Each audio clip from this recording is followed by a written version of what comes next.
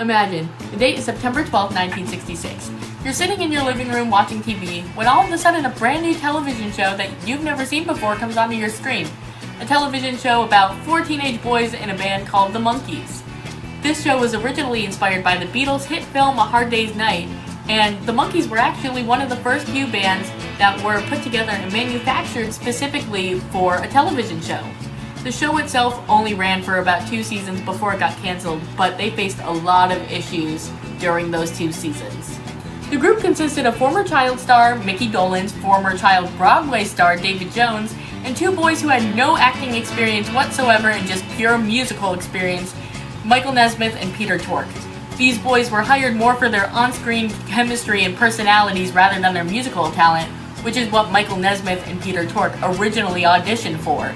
So you'd imagine their surprise when they realized that all of their music would be written, recorded, and played by other musical artists that weren't them, and they would pretty much just be used as a promotional tool for those singers. Though their first 2 albums had hits that surpassed some of the Beatles and the Rolling Stones singles, the only contribution that they'd put into the actual music would be their voices on the song tracks and their acting skills on the show itself.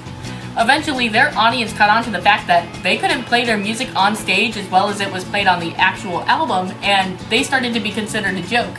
So the group, mostly Mike, fought hard to get permission to play on their own albums, and after a lot of arguing and 1 or 2 music directors leaving, they did. Their 1967 albums, Pisces, Aquarius, Capricorn, and Jones Ltd. And Headquarters debuted the group as actual songwriters, musicians, and singers. Like I said earlier, the show was canceled after 2 seasons in 1968 as the show started to lose traction.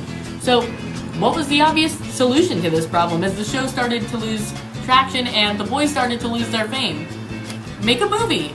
The group collaborated with their former television show director Bob Rafaelson and Jack Nicholson, who starred in The Shining, to create their movie called Head, which could definitely be considered a work of its time since the group was very much involved with the hippie movement and a lot of the war issues that were very current. And this movie reflected a lot of that. But this movie, unfortunately, pretty much led their careers to crash and burn since it was considered a flop in theaters.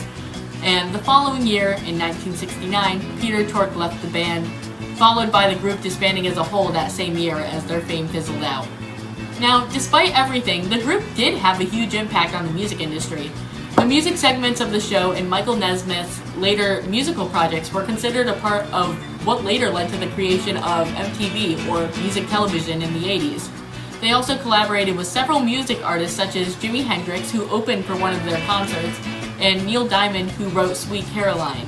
So despite their rocky beginnings, their band became a very innovative one and highly successful one at that, and they even earned the title of being a real band.